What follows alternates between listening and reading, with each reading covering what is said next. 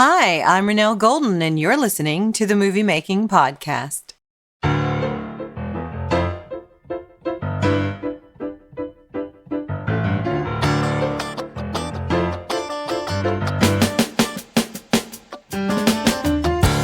Hello, everybody. Today I am here with D. Grant Smith. He is a transformational storyteller and life coach for every industry out there. And we thought we would talk to him to see how he can maybe give us some tips on creating better stories as writers and filmmakers. Welcome, D. How are you doing today? Fantastic. It's so good to be here. Thank you for bringing me on your show. Thank you. I always find it interesting when we kind of embark on this journey as storytellers that also deals with, our life and our mental health and how we bring our life experiences together to make a better product, whether it's fictional or true. And so talking to you today, it's going to be a cool journey, a cool ride, just to sort of bring all that perspective into play. So tell us a little bit about you and your backstory. Well, I spent 22 years in broadcast media. So I was in the radio broadcast industry for a very long time. Actually, that had been my ambition for high school, college, and what I had envisioned seeing myself doing professionally for the rest of my life. But then, as life typically does, throws a curveball, haymaker. Yep. Yeah. So I worked in public radio, and over a period of time, I created a radio show that was, for me, an avenue and an opportunity for me to do some things that I always wanted to do creatively. I got tired of, this was in the early 2000s. Right. And at the time, just about all of radio was all pop. And I got tired of only listening to the same 12 songs on the radio all the time. This was way before Spotify and Apple Music and all the different avenues. It's a little better now in that regard, but so we've got way more selection now than we ever had before. But I was on the front cutting edge of introducing independent music to the radio, and I had somebody from the Dallas Morning News do an article on an artist that I played on my show, and that happened to be a good friend of mine. And she put me in contact with him, and he was like, "How come I can't hear you in Dallas?" And I was like, "Well, because I live in Abilene, Texas, which is 3 hours west of Dallas." Okay. And I was like, "Well, because I live 3 hours west of you, man." And he's like, "You need to figure out a way to get your show over here." Oh, yeah. And so I went through a process of contacting radio stations and building relationships with people. And so that's really where my entrepreneurial journey got started, because that's when I started to learn about some of the old school ways of business. I learned from Dale Carnegie how to win friends and influence people. And I wrote a book about this process. That was my first process and my first introduction to publishing. And from there, that's where I also got into coaching, because I found out that a lot of creative entrepreneurs and musicians and people that do this kind of stuff have great talent and they have great products, but they don't know how to get their stuff out into the world. Right. And they need to learn how to build relationships with people. And so I became known as the relationship guy in the independent music world. And I was coaching artists on how to build relationships within the industry, how to build relationships with media, how to get their stuff heard by more people, how to build relationships with their audience. So then my life hit another kind of curve. In 2017, I'd been married for about a dozen years, and my now former spouse, out of nowhere, you know this story. Yeah. I don't know. I was 30 minutes away from leaving to go with a friend to go give a talk to a group of students about the power of love. And she told me that she didn't love me anymore and she wanted to leave. And my whole life in that moment just came to you were gutted. And because I had built my entire existence around being married, and my whole identity was on being a husband, and to find out that my partner didn't want that anymore and she was going to leave. Right. My reason for living was gone. I contemplated suicide. It was really, really nasty. I ended up going to that event. I ended up giving that speech. It was really hard, but also divine timing, because my friend that was with me is a human care bear. And when I get one of those, all of us. Wow. So I got a 12-hour Care Bear stare that healed me enough to be able to keep going. But what that eventually turned into was I shut down my coaching business because I didn't believe that anybody would trust somebody. This was my negative story, and this is a big part of what, for me, storytelling and filmmaking is. It's addressing the stories that we are telling ourselves while we're watching stories about other people.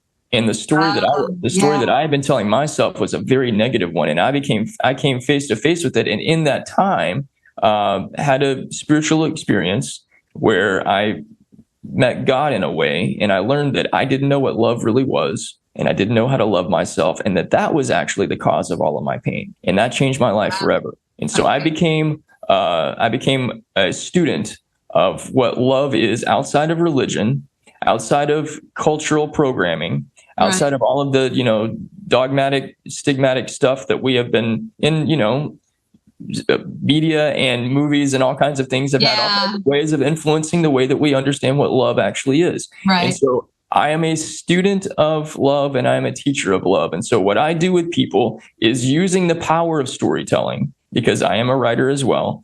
I write stories that I feel I'm being a channel and a vessel for something that's way bigger than me. And I'm communicating these messages that it's not up to me to tell you what to get out of it. It's just up to me to write down what it is that I've received. Are your stories so most of the time they're purpose driven, I imagine. They're not fictional, but they're also they are fictional. They are fictional. So I write a combination of fictional stories and non-fictional stories. And I have a platform. For me it's all about inner growth. So I treat my heart and my mind like a garden, and I plant love inside myself every day.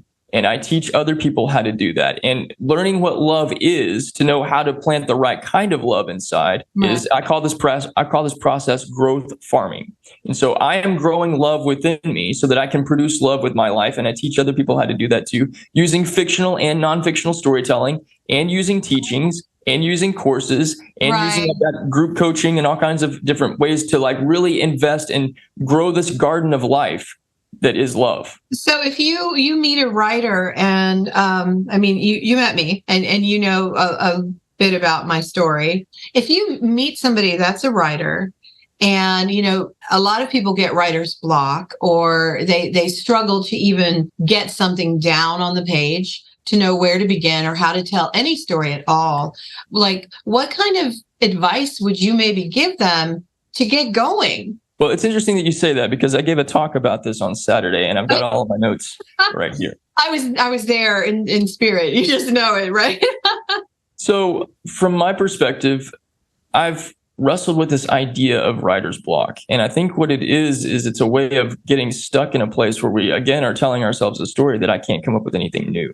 Yeah. And that by itself is a story. But here, so I'll give you just a couple of things that to get out of that stuck place where you feel like you're sitting in traffic in New York City at rush hour, and get more into a place where you feel like you're sitting in a whitewater rapid current. Okay. In a rowboat, and you're kind of like, how, there's so much current here. What do I do with myself? You got it. It all comes down to getting into a place of passion, because when you're in a place of passion, that energy is flowing. So how do you go from being stuck into being in a place of passion? Yeah. Simple ways. What are your dreams and desires? Think about something that you are really wanting to experience, your biggest dreams. There's all kinds of passion there. Think about the people in your life that you are the most passionate about. People that you know personally, that you love with your whole heart. You're not going to have to spend a whole lot of time coming up with feelings of passion for them. Think about the inspiration that you feel from other people. All of us have heroes. All of us have people that we are modeling after. Yeah. Watch any sort of motivational video or talk or whatever. You're going to feel motivated, and you're going to feel inspired, and that's going to put you back into a place of passion, in a place where that creativity is flowing. And that's just 3 simple ways. Yeah. Yeah. So if somebody's telling a story, and then they're obviously, the goal for screenwriters is to end up having it translated into film, whether it's a short film or a feature film or a commercial. Then on the other side of the writers, we have our filmmakers, are the people behind the camera, the people directing it. So in the process of transformational storytelling, how can they become better at what they do? I'm not sure I put all the right words in there, but you know what I'm getting at. Like how do they reach that authentic self to tell a better story? Like, well, yeah. So two things: practice and belief. So we get good at what we do. That was one of the first things that one of my early mentors told me. And he would say that all the time. And he would say it in like casual conversation. It took me a little while to put the pieces together. Right. What he was basically saying is, whatever it is that we're practicing, we're going to be excellent at it. Right. So if not just writing, but transformational writing, if you want to write stories that really connect with other people's hearts, watch and read stories that connect with your heart and ask yourself questions while you're reading it. What is it about this?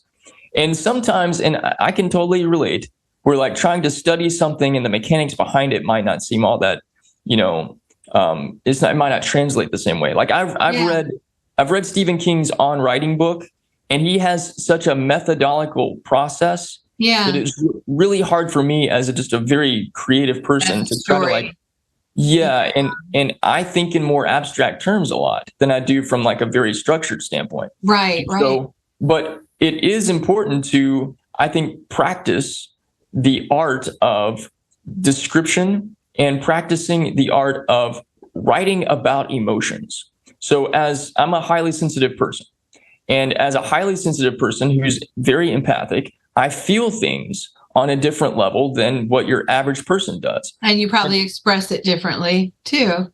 And because of that, it helps me to understand the power of how can I intentionally work on communicating the things that I'm feeling in a way that translates over. And this has taken some practice. Right. But to become a more transformational storyteller, we have to practice these things that we might feel on a certain emotional level. Right. But part of our magic is our words. And it's not necessarily the words that we use, but it is in the way that we use the words. And I think that this is a very important aspect of what it is that it means for all of us as writers and as creatives, especially in filmmaking, because you're taking subject matter and presenting it in a way that is going to impact just only a couple of the senses. Different than what books do. But you're still using the visual stimuli to create an emotional connection. You're using the auditory stimuli to create an emotional connection. And just those two avenues, you're doing something to plant a seed in the imagination of the person that is watching, and not just plant the seed, but you're reaching out through the screen, grabbing them and bringing them into the story. Yeah. So could they, these techniques would apply regardless of genre, possibly? Absolutely. Right? Because, I mean, sometimes we're hired, I've been hired to write stories that it's a horror story, or it's a story about domestic violence, or, for me, I don't necessarily, I'm trying to convey someone else's message, not necessarily mine. And that's, sometimes that's difficult. So, I find, for example, one on domestic violence, it would give me pause. It would be very painful for me to write that. One on like a horror film, it might be, okay, this is not my comfort zone, but I need to tell this story because this is my job. As a writer, the type of writer I am, I don't always get to pick and choose what I'm writing. So how can I dip into my experiences and my feelings to still achieve those goals when it's goals for other people? Does that make sense? Yeah, I think my understanding of your question is that in a way you become like an actor who is also a writer, because you would have to, in a way, if you're being asked to take on a writing project that's very different than the style of writing that you normally do, then it's kind of like you stepping into a film role where you are portraying yourself as somebody that's different than who you naturally are. Yeah.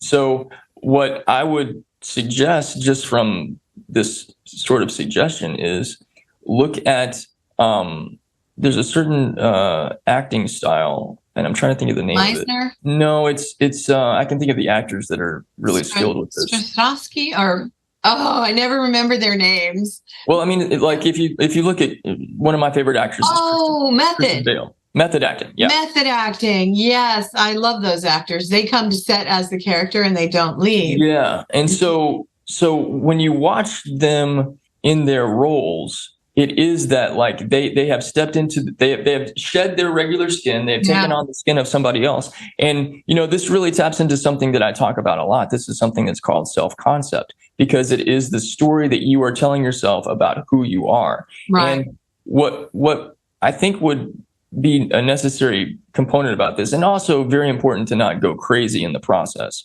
Yeah, I have another question coming up kind of in that regard. Yeah. But, what makes sense to me is becoming an actor about this. Like, so pretending that you are not just a writer that writes in this style, but thinking about the characters from the perspective of somebody that would write in that, as well as spend some time being a journalist about it. So research, more abstract, so it's not as impactful. Well, so the time that I spent working in public radio, I interviewed a lot of different types of people. Okay. I interviewed people that were newsmakers. I interviewed people that were, heroes in different things. I interviewed a lot of classical musicians that have skill sets and musician level talents that we can't imagine. So far outside of, I play drums and I can't compare to any of the things that these people were doing. Yeah. I interviewed all kinds of different people, but like what made the interviews with me very successful was I did a bunch of research before I sat down and had the conversations. Right. And I was not as interested in the things that the person was doing as much as I was interested in the reasons why they did the things that they did. And so getting into the psychology behind what it is that's causing people to do these things, that's, I think, how you're able to do exactly what it is we're talking about. Yes. Reach through the screen, grab the person's mind and their heart and bring them into the story, because you're understanding them on a much deeper level than just the surface level stuff. So, and that's true. So another thought that comes to mind, which you might have some insight to. So you're a writer, you're writing for yourself, you're writing for someone else, it doesn't matter.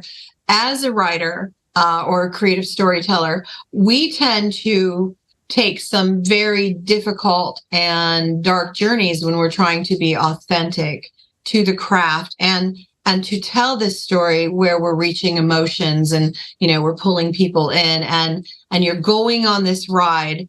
And often I find when the process is done, because I become like a zombie when I really, truly love what I'm doing. Mm-hmm. Often I find I'm wiped out at the end. I'm emotionally drained. I need a few days recovery. I might as well have been partying somewhere in the world because it's gone. Like, I have to recover.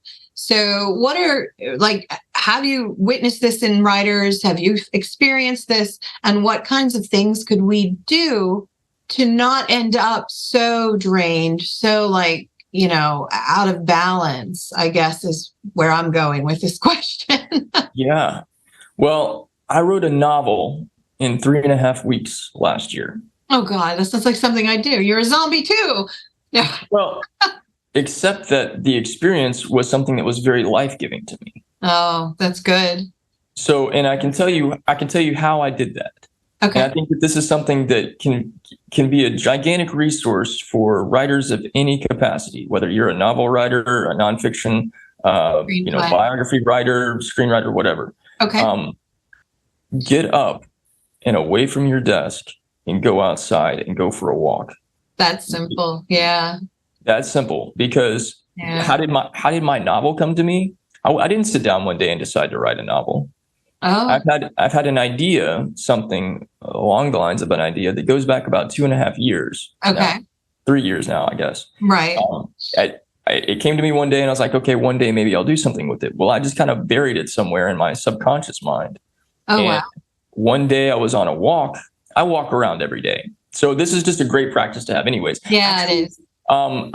Last year I wrote, along with that novel and the start of another novel that I'm working on, I wrote the equivalent of about 45 short stories and all that stuff.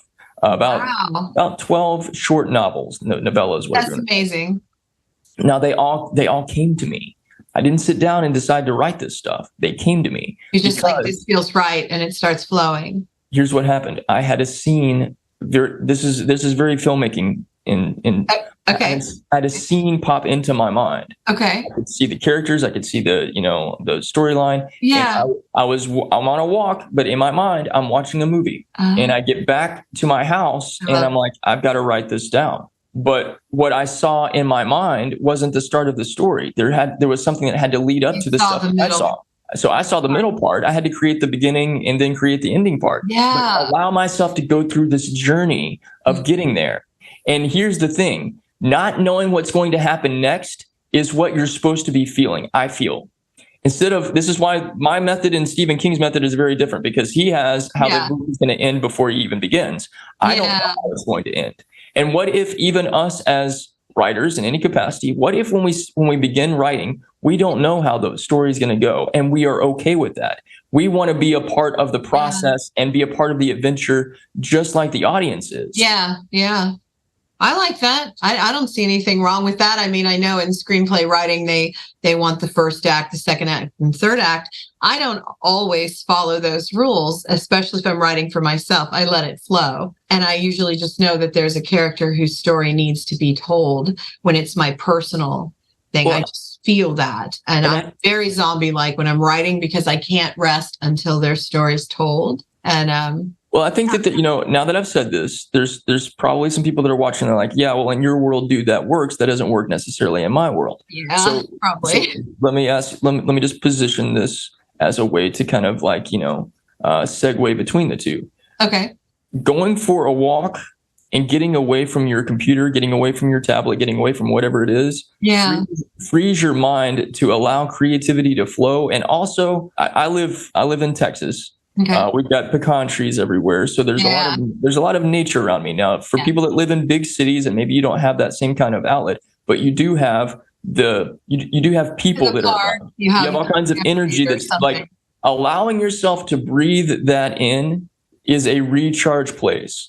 Zombies are, whether we're looking at it from like a Walking Dead sort of standpoint or just the way that we feel, but you really have no brain power. I use it all. And then I'm like, help. Yeah. It takes me days. I'm not kidding. But if you will allow there's several components to this. Part of it's spiritual, part of it's personal development, part of it's physical. Yeah. If you will allow yourself to move your body, that's going to move your energy. You're not going to be in a lethargic, dead state. Yeah. And you will channel all kinds of creative ideas that are not going to hit you at all while you're sitting down trying to make them happen. Yeah, because a burnout is not what it really is. It's not burnout. It's just you become driven, and because of this drive, sometimes you block everything that you could be reaching and adding into your story, and that would make it even better. And one of the benefits, I personally love writing. I don't always do it, but I love writing with writing partners for screenplays, because my break is I write, they write, I write, they write. And then we go, through each other's work, and we tweak, and, it's an egoless, very motivating kind of experience. But that does keep me out of that dark funk when I get in, when I'm writing my own stuff, because I have tunnel vision. It's like, I got to get through this tunnel, because I feel like all those characters have a life of their own, and they're pushing me, they're pushing me through to the other side, and I need to get there. And, like you just mentioned a minute ago, we don't always need to know or do know where they're going. And often I don't. I just know this person has got to live in this story, and I've got to tell their story. And it's weird. And a lot of writers don't do that. They'll take a whole year to tell their story, or even more. And they'll have that one screenplay that they work their butt off for. And I'll go, I wrote 10 screenplays this year, because I don't know. I just, I have it in me. Yeah. Yep. And it's funny, but I will say this. Me personally, as a writer, it's the one thing in life besides my children. I love telling stories. I love writing stories, and I write in every genre pretty much. I'm not that funny. So, if you need to laugh, don't look at my stuff. But, I'm a little funny sometimes, but love telling stories. So what advice would you share with somebody who was considering going into being a writer or being a filmmaker? Follow your passion and follow your bliss. And I think that that's true for anybody doing anything. Yeah. I loved making radio. Yeah. I loved making the show that I made. Really, the thing that I loved the most about working at the radio station, I loved teaching the students. I had college students that worked for me. That was the way that the station was set up. Yeah. That was my heart and soul. I went there. I did roughly 3 people's jobs. I got called at 2:00 in the morning when things broke instead of the guy that should have been called. You really are wearing the hats. And I facilitated roles that were not a part of my job description. What kept me staying there for as long as I did, a lot of my coworkers, we were in a pretty toxic work environment, very, very dysfunctional culture for a very long time. And we were doing the best we could with that. And this was actually where some of my personal development work began. I can see it very clearly now. But, when you're telling yourself a really negative story, you're projecting that onto other people, and it's impacting their mental health in a variety of different ways. So what got me out of bed and over to work in times when I hated being there was my love for teaching the students. And I see that that's a big part of what gets me up every day. My love for teaching how to become the best version of themselves and how to believe in themselves and how to rewrite their story. That's a big part of what I do. So that's why storytelling and coaching go together for me, because I help people rewrite their stories. That's my bliss. Yeah. I am not interested in spending another second of my life doing something that I don't enjoy just for the sake of $1. Life's too short. Yeah. And, we can actually live very comfortably doing work that we love that might not be as lucrative as other things that we could do, but we're going to love the process. Loving it matters because you can't take things with you. And you might leave behind things, but eventually other people own those things, or they get tossed away, and that isn't who you are. I mean, I don't have the right words for it, but you know what I mean? It's like material things should not be what defines who we are in life or our success. Obviously being comfortable matters, but you can't take it with you. My statement here is not to take away from doing work that you love that also is very lucrative and oh no, that's a good thing too. Yeah. Yes, but my one piece of advice, if that's what you're wanting, is follow your bliss, follow your happiness, know what that is. And if you don't know what that is, that's really where to spend and invest your time and your energy and connecting with this thing inside of you. It's a little tip, but it's a huge tip. Okay. We know the power of the mind. The power of the mind influences our emotions, right? Yeah. And so mindset is very important. However, on a quantum neuroscientific level, there's been all kinds of studies done by this, but if you want to know the research on it, the Heart Math Institute has done all the research on this. Okay. The brain emits an energy frequency that has power and is influential. However, the heart emits an energy frequency that is 5,000 times as powerful as that of the mind. So when you hear teachers talk about heart-brain coherence, that is bringing the brain and the creative power here into the emotional center of the heart and making magic happen. Okay. Really, magic happens from this place. So if we are too in our heads and we don't get into our hearts enough, we're going to struggle. You connecting more with your heart, you will know what it is that lights your fire. Run with that. I love that. That is so cool. All right, Dee, where can people find you? Well, all of my story, I have a couple of books that are available on Amazon. Those are all nonfiction. You want to read my transformational storytelling? There's only one place to go for that, because I am very intentional about relationships. Okay. This has stayed true through the test of time and will always be true. I want to know what people think. I want to know what people feel. I want to know people's stories that read my stories. And the only place to do that is at growthfarming.com. Growthfarming.com. Very cool. Very cool. And you can help anybody, screenwriters, filmmakers, using storytelling to really reach their highest potential. So that's kind of Yes, ma'am. marvelous. Is there any other things you'd like to say before we do our fun 5 for 5? No, I think we've covered everything. I'm excited to hear this 5 for 5 challenge. You're goofy, but that's kind of who I am. So. Awesome. Winner. Okay, well, if you're ready, I'm going to fire away. Let's go. All right. I start the timer. No, I'm just kidding. Okay, question number 1. What is your favorite food? Oh, man, I go back and forth on this all the time. I don't know. If it's not pizza. Oh, okay, I might have pizza. If it's not pizza, it's lamb. And I feel kind of guilty about that because I think about lambs are so cute and adorable, but they taste so good. Let's go with pizza. No one will know, right? Go with pizza. I mean, circle of life. So it's all good. All good. Okay, next question. And normally I tell people non-film related, but for you, let's do non-writing if we can related. Okay. I bet we can't, though. What is something in life that inspires you or motivates you daily? My friends. Oh, okay. That's a brilliant answer. It's a good answer. I have been blessed to be surrounded by you have a Care Bear. Incredible. Well, my friend Tim, that is a Care Bear. Absolutely. He's a musician and he's a great storyteller as well. Oh, wow. But so my growth farming platform is a community of like-minded, like-hearted people who are all leaders and all teachers in a variety of different industries.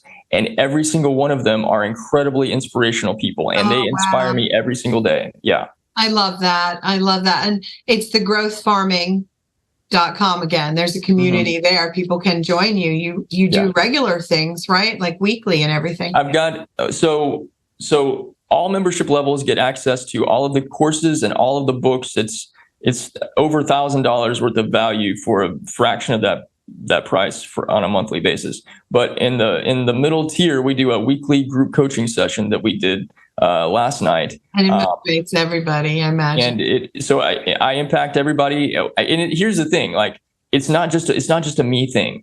I come in and I do teach, but we discuss stuff. And again, all of our members are teachers and leaders. And so the impact and the input that everybody is contributing to this, I learned so much stuff. And then here's my favorite part of the whole thing. We spend the last 10 or 15 minutes blessing each other, speaking a blessing over each other individually. Each person gets assigned a person and it changes every single week. So you're building relationships with people and you are practicing speaking blessing and receiving blessing. It's a beautiful thing. Lots of kindness running around there. Oh my, I love it. Okay, next question. What is something that you have always dreamed of doing, but you haven't done yet?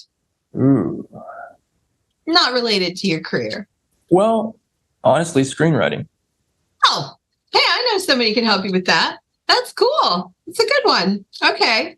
All right. Here's a fun one. And I don't know that I would have an answer to this. It would change every day. But what is your favorite song to sing at the top of your lungs when you're like driving around the car and you think no one's watching you, but they all are?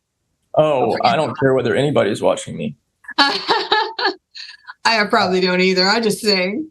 I don't have a one song that comes to mind. Yeah. I do have a one song that like I rock out to every single time I hear it. Okay. And if I were a guitar, I would want to be the guitar that's played by the lead guitarist of this band. Okay. So it's my favorite song. It's Yellow Ledbetter by Pearl Jam.